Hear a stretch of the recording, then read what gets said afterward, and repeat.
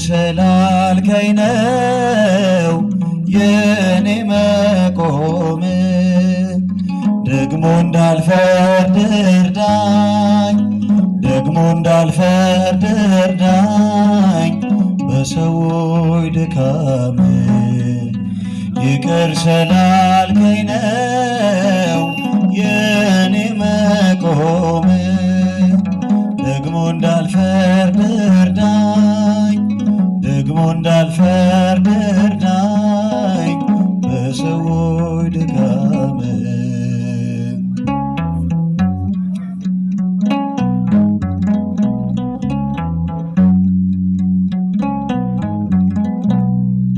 ለዛሬ መድረሴ አይደል በጽድቄ እያነሳኸኝ ነው አይተህ ወድቄ። በፈረድኩበት ፍርድ እንዳይፈረድ አልሆን ፈሪሳዊ ወንድሜን ልውደድ። ጉዱፍ ሆናለኝ የወንድሜን በደል አለ በኔ ላይ ምሰሶን የሚያህል። ይቅር ስላልከኝ ነው የኔ መቆም። ደግሞ እንዳልፈርድ እርዳኝ፣ ደግሞ እንዳልፈርድ እርዳኝ በሰዎች ድካም።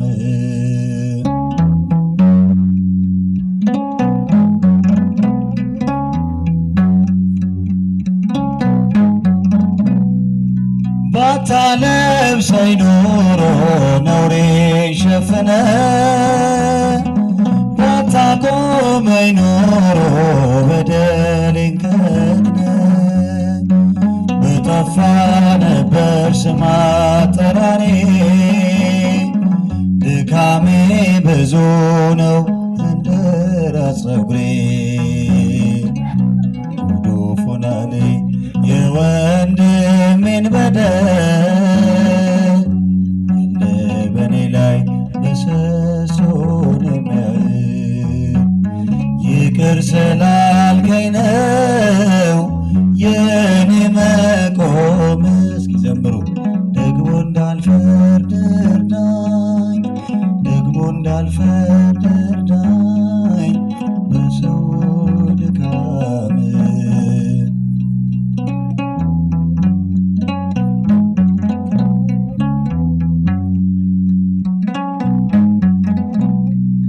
በምሕረት ብዛት ከቤት ልግባ፣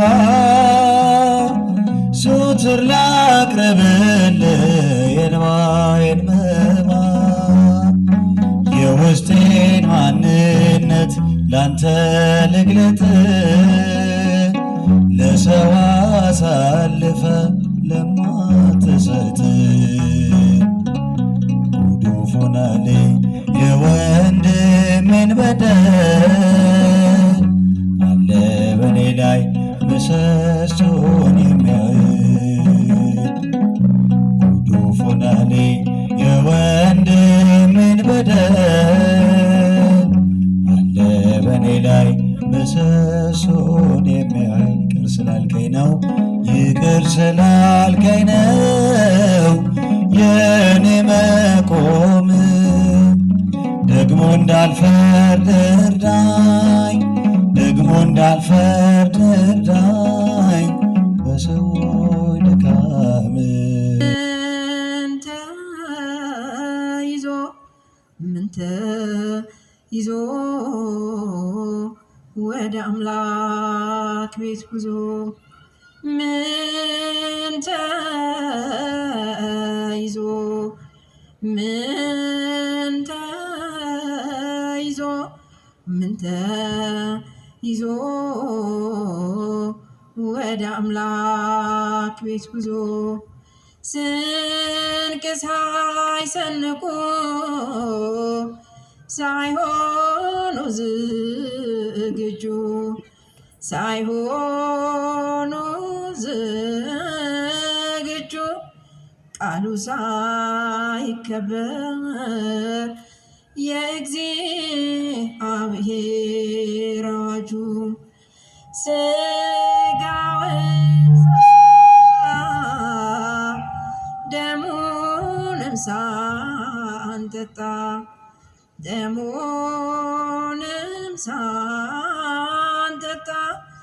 ጠሪ መልአከ ሞት በድንገት ተልኮ ሲመጣ ምን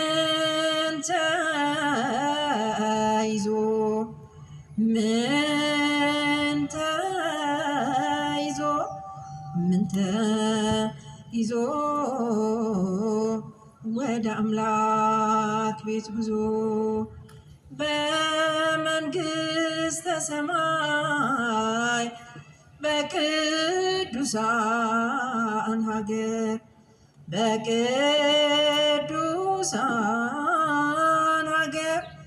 የአባቴ ቡሩካን ተብለን ከእርሱ ጋር ለመኖር ነፍሴ ሆይ ምን ሰራሽ ብሎ ሲጠይቅሽ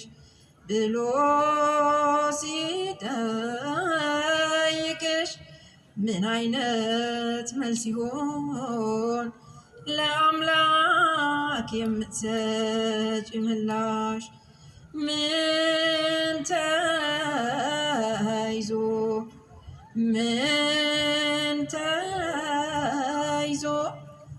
ተይዞ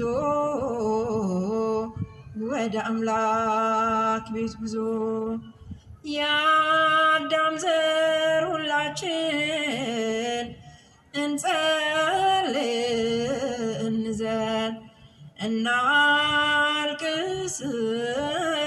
እንዘን በደሉ ይበቃል ባሳለፍነው ዘመን ሞት ከፍቷልና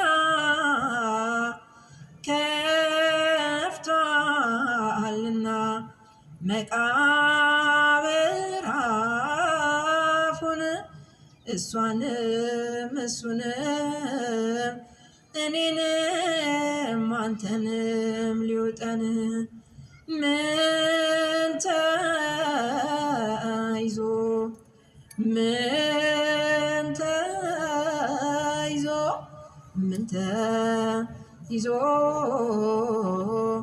ወደ አምላክ ቤት ጉዞ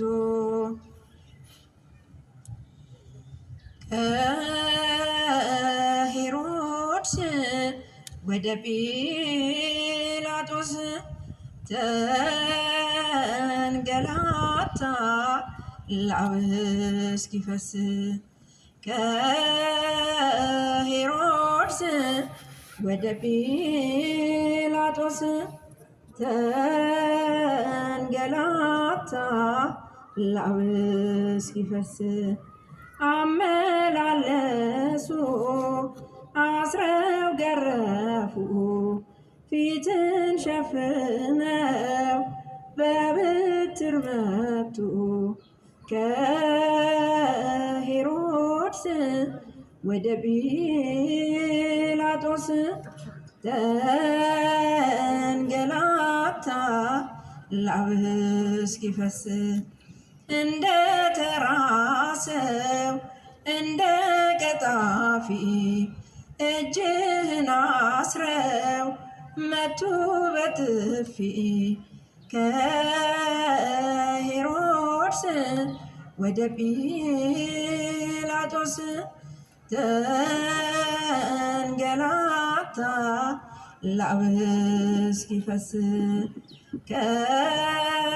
ከሄሮድስ ወደ ጲላጦስ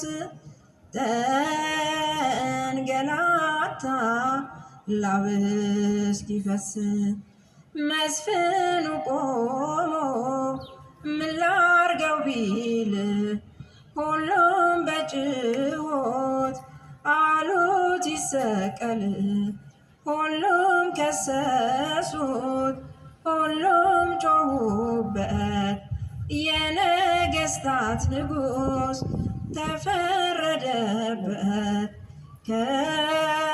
ከሄሮድስ ወደ ጲላጦስ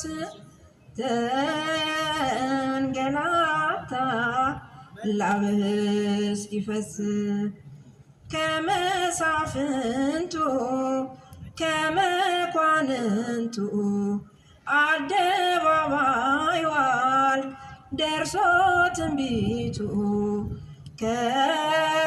ከሄሮድስ ወደ ጲላጦስ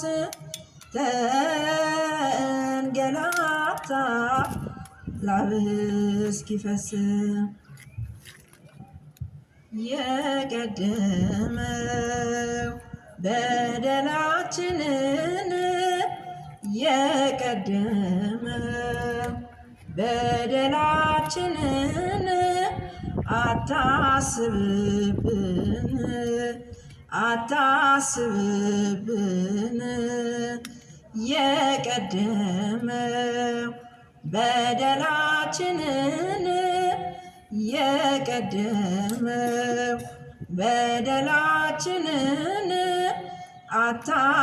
አታስብብን አታስብብን አቤቱ ይቅርታ ፈጥኖ ይደረግልን አቤቱ ይቅርታ ፈጥኖ ይሁን ይደረግልን አቤቱ ይቅርታ ፈጥኖ ይደረግልን አቤቱ ይቅርታ ፈጥኖ ይሁን ይደረግልን የቀደመው በደላችንን የቀደመው በደላችንን አታስብብን አታስብብን አቤቱ ይቅርታ ፈጥኖ ይደረግልን አቤቱ ይቅርታ ፈጥኖ ይሁን ይደረግልን አቤቱ ይቅርታ ፈጥኖ ይደረግልን አቤቱ ይቅርታ ፈጥኖ ይሁን ይደረግልን። በቤተ ክርስቲያናችን ስርዓተ በዓላት መሰረት ሆሳዕና የ2018 የሚጀመርበት በዓለ ሆሳዕናን ማዘከር ማሰብ የሚጀመርበት ዕለት ዛሬ ነው። እንደምታውቁት ከእሁድ በኋላ ሕማማት ስለሆነ እንደ ሌሎቹ ሳምንታት አንድ ሳምንት ሙሉ ኒቆዲሞስ አያገኝም። ኒቆዲሞስ እስከ ማክሰኞ ድረስ ይመጣና ከረቡዕ ጀምሮ ደግሞ ረቡዕ፣ ሐሙስ፣ ዓርብ፣ ቅዳሜ እስከ እሁድ ጧት ሆሳዕና ቀድሞ ገብቶ እሁድ ቅዳሴ በኋላ በሚደረገው ዑደት ይጠናቀቃል። ከሆሳዕና ከቅዳሴ በኋላ ካለው ዑደት በኋላ ያለው ሕማማት ነው። ምንባባቱ እርግጥ ከቅዳሜ ማታ ከሆሳዕናው ዋዜማ ነው የሚጀምሩት። በዚያ መሰረት ነው የሚቀደሰው። እንደተባለው ለዚህ በእውነቱ ሆሳዕና ማለት እንደምታውቁት ምን ማለት ነው? ሆሳዕና ማለት ምን ማለት ነው? አሁን አድን ባጭሩ መድኃኒት ማለት ነው። እሁድም ደግሞ ራሱ ጥንተ ስቅለቱ ነው።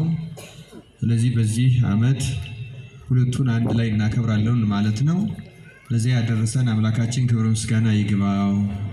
ዛሬ ግን መጋቢት 23 ቀን ደግሞ አንድ ታላቅ ጻድቅ ዕረፍቱ መታሰቢያ በዓሉ ስለሆነ በሱ ጉዳይ ላይ እንማማራለን። ዛሬ ዕረፍቱ የሚታሰብለት ከአበይት ነቢያት አንዱ የሆነው ነቢዩ ዳንኤል ነው። የነቢዩ ዳንኤል ዕረፍቱ መጋቢት 23 ቀን ዛሬ ስለሆነ በዚህ ዕለት እሱን የመሰለ ታላቅና ገናና ነቢይ ማዘከር ስለሚገባ መነሻችን የሚያደርገው ከራሱ ከትንቢተ ዳንኤል ሆኖ ግን ስለራሱ ስለ ዳንኤል የተነገረውን ቃል ነውና የምንማማርበት ርዕሳችን ሰበብና በደል ያገኙበት ዘንድ አልቻሉም። ትንቢተ ዳንኤል ምዕራፍ 6 ቁጥር 4። ከቁጥር 1 ጀምሮ ስለ ሐሳቡ ግልጽነት እንዲኖረን ታሪኩን ባጭሩ በንባብ አሰማቸዋለሁ። እግዚአብሔር አምላካችን ለውስጥላችን ምስጢሩን ይግለጽልን። ከነቢዩ ከታላቁ ነቢይ ከዳንኤልም ረድኤት በረከት በቸርነቱ ይክፈለን። እንዲህ ይላል። ዳርዮስም በመንግስቱ ሁሉ ዘንድ እንዲሆኑ 120 መሳፍንት በመንግስቱ ላይ ይሾም ዘንድ ወደደ። መሳፍንቱም ሂሳቡን ያመጡላቸው ዘንድ ንጉሱም እንዳይጎዳ 3 አለቆች በላያቸው አደረገ። ከእነርሱም አንደኛው ዳንኤል ነበረ። ዳንኤልም መልካም መንፈስ ስላለው ከአለቆችና ከመሳፍንት በለጠ። ንጉሱም በመንግስቱ ሁሉ ላይ ይሾመው ዘንድ አሰበ። የዚያን ጊዜም አለቆችና መሳፍንቱ ስለ መንግስቱ በዳንኤል ላይ ሰበብ ይፈልጉ ነበር። ነገር ግን የታመነ ነበርና ስተትና በደልም አልተገኘበትምና በእርሱ ላይ ሰበብና በደል ያገኙበት ዘንድ አልቻሉም። እነዚያም ሰዎች ከአምላኩ ሕግ በቀር በዚህ በዳንኤል ላይ ሌላ ሰበብ አናገኝበትም አሉ። የዚያን ጊዜም አለቆቹና መሳፍንቱ ወደ ንጉሱ ተሰብስበው እንዲህ አሉት። ንጉሥ ዳርዮስ ሆይ 1000 ዓመት ንገስ። የመንግስቱ አለቆች ሁሉ፣ ሽማምንቱና መሳፍንት፣ አማካሪዎችና አዛዦች ንጉሥ ሆይ ካንተ በቀር ማንም እስከ 30 ቀን ድረስ ልመና ከአምላክ ወይም ከሰው ቢለምን በአንበሶች ጉድጓድ ውስጥ ይጣል የሚል የንጉሥ ሕግና ብርቱ ትእዛዝ ይወጣ ዘንድ ተማከሩ። አሁንም ንጉሥ ሆይ እንደማይለወጠው እንደ ሜዶንና እንደ ፋርስ ሕግ እንዳይለወጥ ትእዛዙን አጽና፣ ጽሕፈቱንም ጻፍ። ንጉሱም ዳርዮስ ጽሕፈቱንና ትእዛዙን ጻፈ።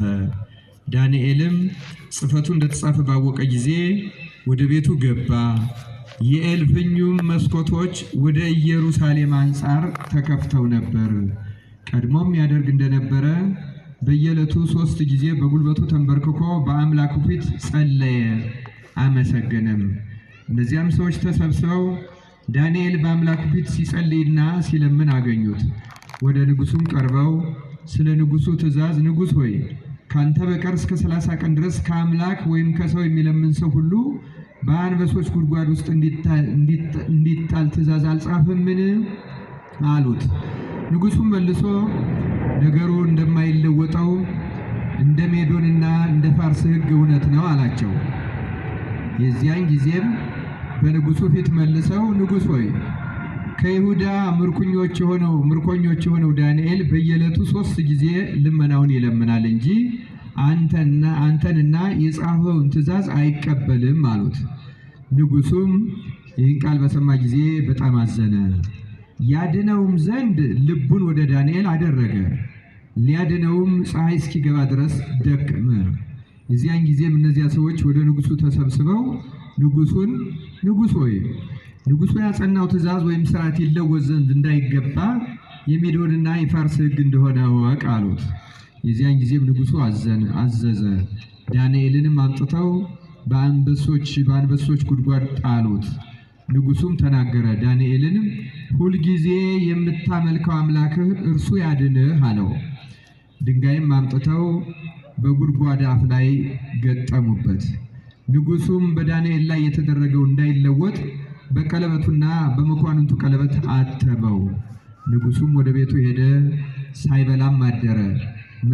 መብልም አላመጡለትም፣ እንቅልፍም ከእርሱ ራቀ። በነጋውም ንጉሱ ማልዶ ተነሳ፣ ፈጥኖም ወደ አንበሶች ጉድጓድ ሄደ። ወደ ጉድጓዱም ወደ ዳንኤልም በቀረበ ጊዜ በሐዘን ቃል ጠራው። ንጉሱም ተናገረ። ዳንኤልም የሕያው አምላክ ባሪያ ዳንኤል ሆይ ሁልጊዜ የምታመልከው አምላክህ ከአንበሶች ያድን ዘንድ ችሏልን? አለው። ዳንኤልም ንጉሱን ንጉሥ ሆይ 1000 ዓመት ንገስ፣ በፊቱ ቅንነት ተገኝቶብኛልና በአንተም ፊት ደግሞ ንጉሡ ያልበደልሁምና አምላኬ መልአኩን ልኮ የአንበሶችን አፍ ዘጋ፣ እነርሱም አልጎዱኝም አለው። የዚያን ጊዜም ንጉሡ እጅግ ደስ አለው። ዳንኤልም ከጉድጓድ ያወጡት ዘንድ አዘዘ። ዳንኤልም ከጉድጓድ ወጣ፣ በአምላኩም ታምኖ ነበርና አንዳች ጉዳት አልተገኘበትም። ንጉሡም አዘዘ፣ ዳንኤልን የከሰሱ እነዚያን ሰዎች አመጧቸው። እነርሱንና ልጆቻቸውንም ሚስቶቻቸውንም በአንበሶች ጉድጓድ ጣሏቸው። ወደ ጉድጓዱም መጨረሻ ሳይደርሱ አንበሶቹ ያዟቸው፣ አጥንታቸውንም ሁሉ ሰባበሩ። የዚያን ጊዜም ንጉሥ ዳርዮስ በምድሩ ላይ ወደሚኖሩ ወገኖችና አሕዛብ በልዩ ልዩም ቋንቋም ወደሚናገሩ ሁሉ ጻፈ። እንዲህም አለ፣ ሰላም ይብዛላችሁ። በመንግስቴ ግዛት ሁሉ ያሉ ሰዎች በዳንኤል አምላክ ፊት እንዲፈሩና እንዲቀጠቀጡ አዝዣለሁ። እርሱ ሕያው አምላክ ለዘላለም የሚኖር ነውና መንግስቱም የማይጠፋ ነው። ግዛቱም እስከ መጨረሻ ድረስ ይኖራል። ያድናል፣ ይታደግማል። በሰማይና በምድርም ተአምራትንና ድንቅን ይሰራል። ዳንኤልንም ከአንበሶች ጉድጓፍ አድኖታል። ይህም ዳንኤል በዳርዮስ መንግስትና በፋርሳዊው በቂሮስ መንግስት ኑሮው ተቃናለት ይላል። ስለ ቃሉ የአምላካችን የእግዚአብሔር ስሙ የተመሰገነ ይሁን። ዳንኤል በእግዚአብሔር ፊት በእውነት በቅንነትና በንጽህና በታማኝነት ካገለገሉት አገልጋዮች አንዱ ነው። አስተውሉ። እንግዲህ ከዚህ ከኒቆዲሞስ በፊት ገብርኄር የሚባል ታማኝ አገልጋይ የሚባል ሳምንት አሳልፈናል። በቤተ ክርስቲያን ወይም በእግዚአብሔር ዘንድ አገልጋዮች ለእግዚአብሔር ታማኝነት ያላቸው እንዲሆኑ እንጂ በሰው ዘንድ ተቀባይነት ያላቸው እንዲሆኑ አይመከርም። ምን ማለት ነው? በሰው ዘንድ ተቀባይነት እንዲኖራቸው አይመከርም ማለት ሰው እንዲቀበላቸው ብለው ሰውን የሚመስሉ ማህበረሰቡን የሚመስሉ ምን ያስደስተዋል ብለው እንደ አርቲስት ለማስደሰት የሚቆሙ ሊሆኑ አይችሉም። አገልጋዮች ምን ያህል ሰው ይቀበለናል ብለው መጨነቅ የለባቸው።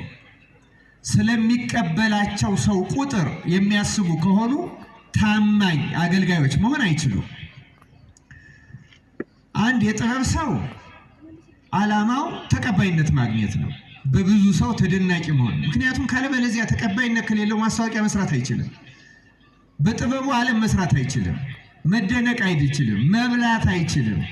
ዓላማው ራሱ መደነቅ፣ መታወቅ፣ ባጭሩ በጥንቱ አማርኛ ተቀባይነት ማግኘት ማለት ይሄ ነው።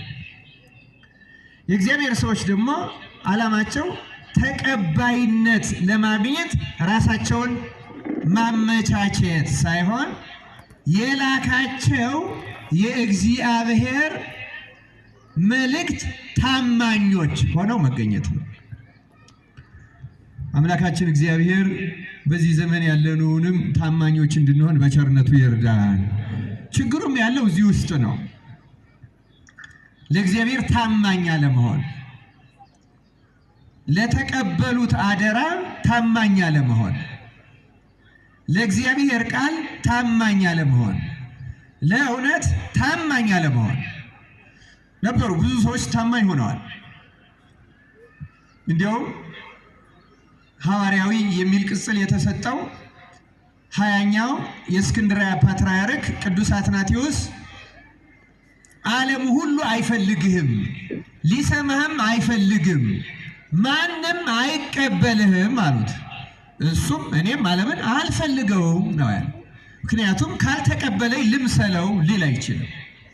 ዓላማው ሰዎች የሚስማሙበትን ወይም የሚፈልጉትን ማድረግ ከሆነ አንድ ሰው የእግዚአብሔር አገልጋይ መሆን አይችልም። ገና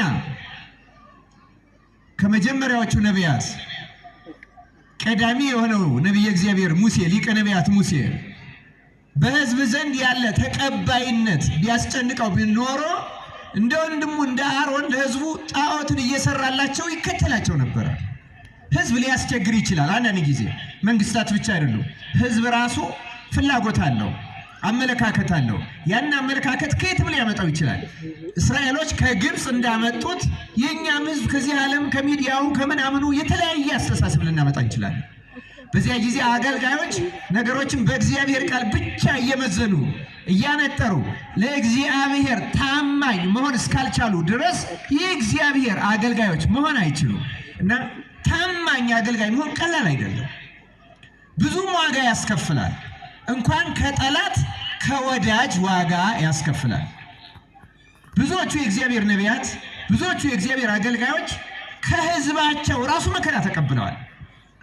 ሙሴ ትልልቅ መከራ የተቀበለው ከወገኖቹ ከእስራኤል ነው። ኢያሱ መከራ ከወገኖቹ ተቀብሏል። በተለይ ነቢዩ ኤርምያስ ደግሞ ታላቅ መከራ ተቀብሏል።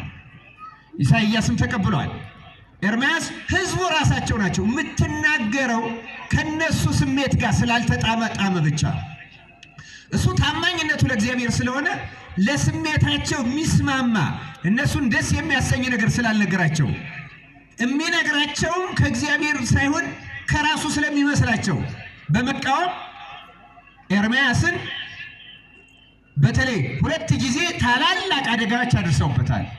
አንድ ጊዜ በድንጋይ ሊወግሩት ሞክረዋል፣ እግዚአብሔር ቢያድነው። ሌላ ጊዜ ደግሞ ወደ መጸዳጃ ቤት በአሁኑ ቋንቋ ወደዚያ ውስጥ ጥለውታል። ኢትዮጵያዊ አቤሜሌክ ነው ያወጣው ክርስቲያኖች። ያ ሁሉ የተደረገው ለእግዚአብሔር ታማኝ ለመሆን ነው። ለማን ታማኝ ለመሆን ነው? የሕዝቡን ስሜት መቀበል እኮ ይችላል። እንደፈለጋችሁ ማለት ይችላል። እውነተኛ አገልጋዮች ግን ሕዝቡን እንደፈለጋችሁ አይሉ። ምክንያቱም አገልጋዮች የሚሾሙበት ዋና ዓላማ ሰዎች ወይም ክርስቲያኖች ወይም አማኞች በብሉይ ኪዳንም እንደፈለጉት እንዲኖሩ ለማመቻቸት ሳይሆን ሰዎች እንዲኖሩት እግዚአብሔር የፈለገውን እንዲኖሩ ለመርዳት ነው። ተመልከቱ። አሁንም የቤተ ክርስቲያን ተልእኮዋና ዓላማዋ የምእመናንን ፍላጎት ማሟላት አይደለም። እግዚአብሔር ለምእመናን እንዲደረግ የፈለገውን ማሟላት ነው። እግዚአብሔር ምእመናንን ማለትም አማኞች ማለት ፓትርያርኩን የሚጨምራል። ምእመን ማለት ክህነት የሌለው ማለት ብቻ አይደለም። በተለምዶ እንደዚያ ሊወሰድ ምእመን ማለት አማኝ ማለት ነው። ከፓትርያርክ ምንም ክህነት እስከሌለው ድረስ ያለው ሰው በሙሉ ምእመን ነው። እንዲያውም ራሱ መድኃኔዓለም ክርስቶስም በኩረ ምእመናን ተብለዋል። ጌታ መድኃኔዓለም ራሱ አሁን አንዳንድ ምእመናን ይጠሩበታል። እንደ ማዕረግ እየተደረገ እየተሰጠ ነው። በእውነተኛው መንገድ እውነተኛው በኩረ ምእመናን መድኃኔዓለም ክርስቶስ ነው። ምክንያቱም ሰው የሆነው ለአርአያም ስለሆነ ታማኝ ነው። እሱ ታማኝ ነበረ እና ዳንኤል ከታማኝ አገልጋዮች ለእውነት ብቻ ከኖሩት ታማኞች አገልጋዮች ካለ እግዚአብሔር ፈቃድ ካለ እግዚአብሔር ፍላጎት እግዚአብሔር ካዘዘውና እግዚአብሔር እንዲሆን ከፈለገው ውጪ አንድም ነገር ሳያደርግ ከኖሩት ጥቂት አገልጋዮች መካከል አንዱ ዳንኤል ነው። እግዚአብሔር ከእርሱ በረከት ያካፍለን። እዩ ክርስቲያኖች፣ ስለ ዳንኤል አንዳንድ ታሪካዊ ነገሮችን ላስቀድምላችሁ። ዳንኤል የነበረበት ዘመን እስራኤል በኃጢአታቸው ምክንያት ግማሾቹ ፋርስ በአሁኑ ጊዜ በአብዛኛው ወይም በማዕከላዊነት ኢራን የሚባለው፣ ግማሾቹ ደግሞ የጥንቱ የገናናዋ የባቢሎን የአሁኗ ኢራቅ ግዛት ውስጥ ተማርከው በተወረዱበትና በታሪካቸው ረጅም ዘመን ተማርከው በጣም ትልቅ መከራ ተቀብለው የኖሩበት ዘመን የ70 ዓመት የምርኮ ዘመን በሚባለው ዘመን ሙሉ በሙሉ የኖረ ነቢይ ነው ዳንኤል። ልጅ ሆኖ ነው ምርኮ የተፈጸመው እና ምርኮ ሲፈጸም የመጀመሪያው ምርኮ ሲፈጸም ከተማረኩት 3 ጊዜ ነው የተማረኩት እስራኤል። ከመጀመሪያው ምርኮኞች መካከል አንዱ ዳንኤል ነው። ገና ወጣት ልጅ እያለ ነው የተማረከው። እንደምታውቁት 3 ደቂቅ ምንላቸውን ታውቋቸዋላችሁ አይደለም? ዳንኤል ከነሱ ትንሽ ከፍ ይላል። አጎታቸው ነው። እነርሱ የንጉሱ ልጆች ናቸው። ዳንኤል ደግሞ የንጉሱ የሴቲቱ ልጅ ነው። ለንጉሱ የልጅ ልጅ ነው። ስለዚህ ዳንኤል ለነሱ አጎታቸው ነው። እነሱ ቀጥታ የንጉሱ ልጆች ናቸው፣ የይሁዳ ንጉስ። እሱ ደግሞ የንጉሱ ሴት ልጅ ነው ዳንኤል። ለዛ ነው ትንቢተ ዳንኤል ራሱ ታሪኩን ሲጀምር የሚጀምርልን ምርኮኞቹ ከወረዱ በኋላ የከለዳውያን ትምህርት የሚባል እንዳሁኑ የዩኒቨርሲቲ ትምህርት 3 ዓመት የሚባሩበት ወደ ስልጣን የሚመጡ ሰዎች የሚሰለጥኑበት ከፍተኛ ትምህርት ነበረ እና እዚያ ውስጥ ንጉሱ ከምርኮኞቹ ከነገስታት ቤተሰብ ከመጡት ብልሆች አስተዋዮች ካሉ መርጣችሁ አምጡልኝ ብሎ ሲያዝ ተመርጠው ለትምህርት ከቀረቡት ከንጉሱ ቤተሰቦች አንዱ ነቢዩ ዳንኤል ነው። ሌሎቹ 3ቱ ሕፃናት የምንላቸው 3ቱ ደቂቅ ናቸው። ለዚህ ነው በኋላ በአውራጃዎች ላይ ተሹመው ንጉሱ ላቆመው ጣዖት አልሰግድም ብለው ከሌሎቹ እስራኤላውያን ይልቅ ጎልተው የታዩበት መሰረታዊ ምክንያት እነሱ ተሿሚዎች ስለነበሩ። ከመሾማቸው በፊት ግን ተምረዋል። ለ3 ዓመት የከለዳውያንን ትምህርት ተምረዋል እና ዳንኤል ከመጀመሪያዎቹ ምርኮኞች ነው። ከንጉሱ ቤተሰብ ነው።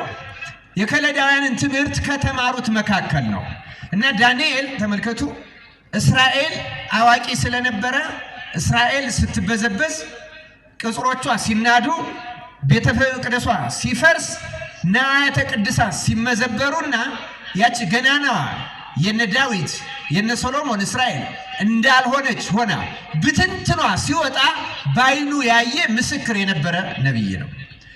በእርግጥ በዚያ ዘመን ትልቁ ነብይ ዳንኤል ነው፣ ኤርምያስ ነው። ኤርምያስ ብቻም አይደለም፣ ሌሎቹም ነቢያት አሉ። ግን የዳንኤል ነብይነት ባቢሎን ከወረደ በኋላ ነው እንጂ ከመውረዱ በፊት ገና ልጅ ነው፣ አዋቂ ነው። ትልቁ ነብይ ኤርምያስ ነው የነበረው። ኤርምያስ መክሯል፣ አስተምሯል። ህዝቡ አልሰሙትም፣ እምቢ ብለዋል፣ አምፀዋል፣ ተማርከዋል።